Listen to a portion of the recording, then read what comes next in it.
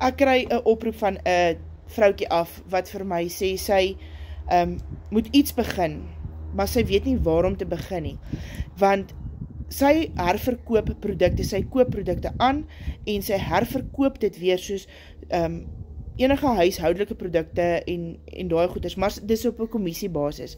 En ek sê die vir wel, die Legacy Builder werk nie so nie. Dit is 'n program wat vir jou klaar uiteengesit is met jou funnels is klaar gecreate, jou website is vir jou klaar opgestel, jy het klaar automated e-mails wat klaar vir jou gedoen is. So jou systeem werk vir jou 24/7 agter jou rug, terwyl jy ander dinge het om te doen. En sy sê vir my, maar moet sy op die hoogste program begin? En ek sê vir haar, nee. Jy kan op die laagste program begin, die $100. Jy kan op hom ook begin.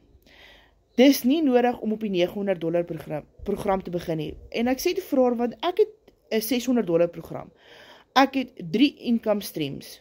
Ek kan 3 programme herverkoop, want ek het master resale rights op elke program, wat lekker is. Maar jy kan opgradeer, al begin jy onder, kan jy opgradeer, soos wat jy verder leer.